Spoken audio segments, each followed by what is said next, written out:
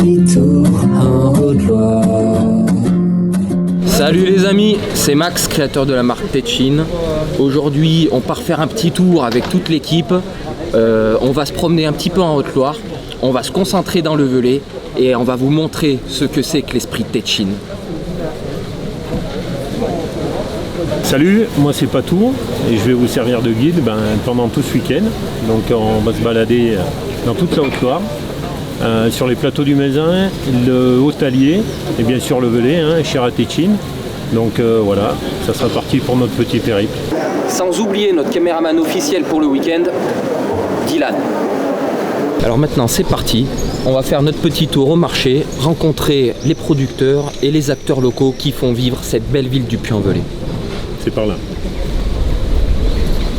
Et pas tout, c'est vachement coloré les bâtiments là. Bah là c'est magnifique, ça rappelle un peu l'Italie, tu vois. Ouais. Les couleurs chaudes. On sent magnifique. Le sud, on sent le Languedoc aussi, il y a une influence du Languedoc. Complètement. Tu vois, on est un peu, quand on dit qu'on est dans le midi de l'Auvergne, c'est pas faux quand on voit les couleurs. Allez, chez notre boucher favori. Voilà. Bonjour. Et bonjour. Comment allez-vous? Ça va et vous? Ça va. Qu'est-ce qu'il a de plus ce pain gras du Mézin? Alors c'est de la viande qui est à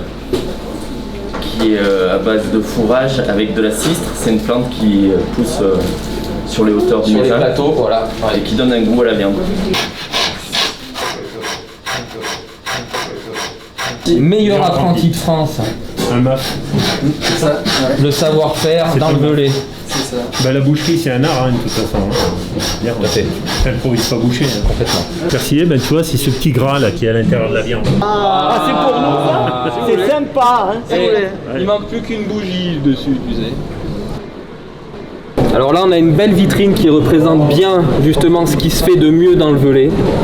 La traditionnelle dentelle qui a été mondialement reconnue et qui a porté le Puy justement, l'image du Puy dans le monde entier. On a aussi la verveine. Alors celle-ci, on la goûtera ce soir aussi. La lentille de ce côté. Un petit clin d'œil à l'Hippocrate qu'on retrouve tous les ans au mois de septembre. Lors du Roi de l'Oiseau, qui est la fête traditionnelle de la Renaissance. Oui, je suis né à Marseille, moi je suis ici depuis 76, je suis pas descendu à Marseille. Ouais, c'est vrai. Donc, bon, vous êtes tombé amoureux? Voilà. Ah mais c'est bien.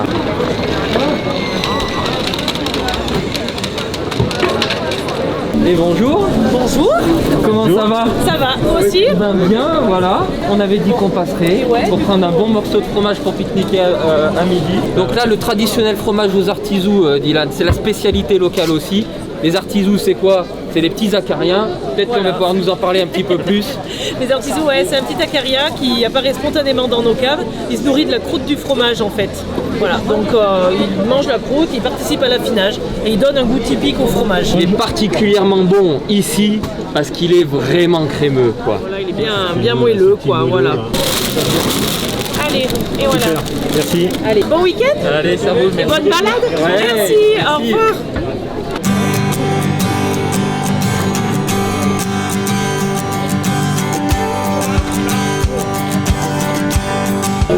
En Haute-Loire, on fait du très bon miel aussi. Hein. Donc là, c'est la bibliothèque. Dites-moi, votre pain, donc il est bio? Oui. Il vient d'où ce pain? Ce plat, il est produit à Lanars. À la Nars, ouais. D'accord. En Ardéchois. Ouais. C'est limite Ardèche, Lozère. C'est nos voisins, les Ardéchois. Ouais, c'est quand même, oui, c'est nos pas cousins, trop. on les aime bien. C'est vraiment la limite. Merci. Alors là, qu'est-ce que vous nous donnez là comme... Par là. Donc ça, c'est du demi-complet. Ok. Toutes les farines, là, c'est des variétés anciennes qui viennent en bio. Et les pâtes au levain et cuits au feu de bois. On sent qu'il est demi-complet, il n'est pas trop compact. Non. Justement, il reste bien aéré, on voit les alvéoles, il est bien aéré, il est très bon. Spécialiste du pain. Bio. Ouais. On va vous en prendre un petit peu pour pique-niquer à midi. Et Tetchin, ça vient du patois? Tetchin, c'est un vieux patois velave. On s'aperçoit que quand on en parle, les gens ils connaissent. Oui, Ouais. moi j'ai entendu Voilà. ça, Ouais. on l'utilise vachement moins. Mais Et c'est pour ça, C'est ça. c'est un petit clin d'œil à nos grands-parents, parce que bon, c'est tout à fait ça. moi, mon grand-père me l'a assez dit, il y a une espèce de Tetchin. Ah oui, oui.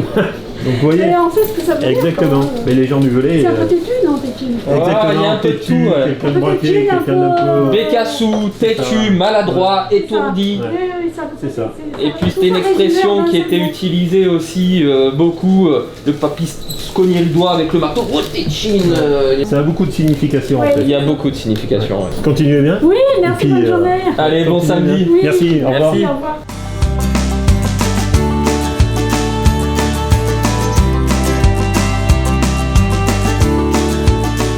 Bonjour. Vous êtes français? Oui, Vous faites quoi par ici? Vous êtes en randonnée? tout à fait. Vous venez d'où, monsieur? Albi, Albi. Qu'est-ce que vous pensez du Puy-en-Velay? magnifique. J'ai du mal à partir. Regardez, j'ai 25 km à faire. Oh là là là là là là. Un peu tard. Oh, c'est bon, vous allez avoir du beau temps. Vous avez une belle cathédrale aussi. J'espère. Oui, Ah, oui, oui. Magnifique. Cathédrale Sainte-Cécile, c'est ça? Exactement. Magnifique. Voilà. Mais bon, on n'a rien à vous ennuyer. Hein. La vôtre est belle aussi. Elle est belle aussi. Hein. Vous faites le Saint-Jacques, là, une partie? C'est jamais. Ouais, une partie parce que je fais 14 jours. D'accord. Jusqu'où donc? À Gers, Condom par Ouais, là. d'accord, ok. Entre Figeac et Condom, je sais pas. D'accord. Très bien. Très bien. Voilà. Écoutez, bon chemin, Merci. bon camino, comme on dit. Quand même, il faut une camino. Camino.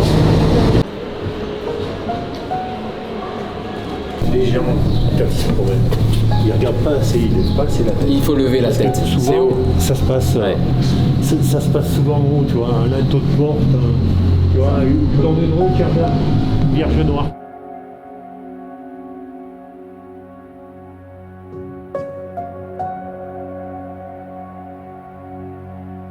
C'est super sympa. Il y a des petits restaurants qui sont sur les coins. Et puis on a une magnifique vue sur la cathédrale donc, qui est là au départ de Saint-Jacques-de-Compostelle. Qui a une réputation, une renommée mondiale. Et il y a de plus en plus de touristes qui viennent au Puy pour partir et aller à Saint-Jacques-de-Compostelle en Espagne, hein, sur les côtes galiciennes. Franchement, regarde les décors, les couleurs. Il n'y a pas une façade qui a la même couleur, c'est magnifique. On se croirait en Italie, on se croirait à Florence avec la fontaine. Regarde ça, les sculptures, le travail.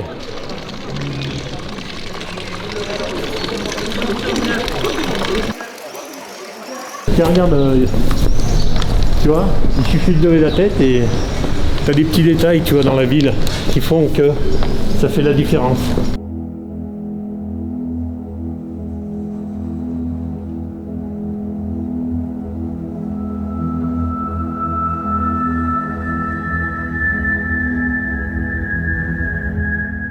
Pas beau là, Max? Ah, c'est magnifique. Puis ça se mérite, hein, tout ça. Regarde, on voit même Saint-Joseph, la statue de Saint-Joseph là-bas au fond. En haut, c'est l'archange Saint-Michel. D'accord, c'est l'archange. Saint-Michel, Très bien. archange.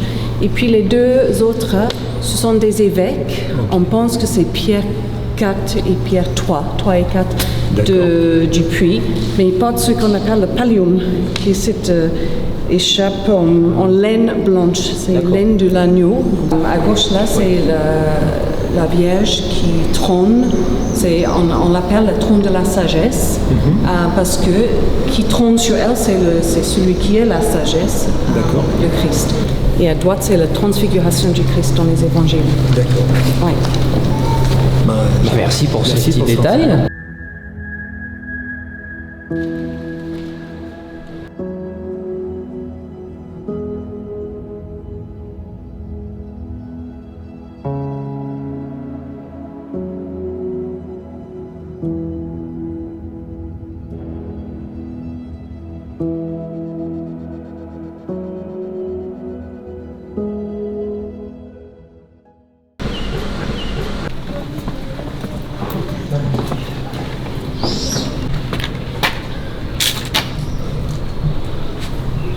Allez, maintenant on va se diriger vers le cloître de la cathédrale.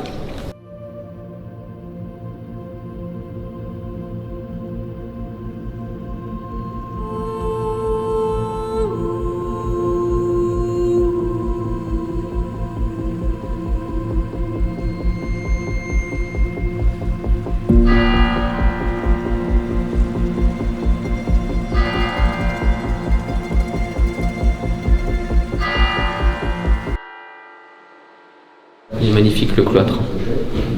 bien ça. Donc Notre-Dame, Patou, tu sais comment elle a été faite, Notre-Dame? Avec les canons de Sébastopol. Ah, mais oui, c'est pas ces canons. C'est pas les canons comme ça, c'est les canons de la bataille de Sébastopol. Donc au nombre de 213. 213 canons. 213 canons. L'enfant Jésus avait été placé apparemment dans le mauvais bras. C'est ça. Et le créateur et l'architecte se serait suicidé en se jetant de la couronne, ce qui est faux a priori. Ah ouais. Ouais. C'est une légende urbaine. C'est une légende, ah ouais.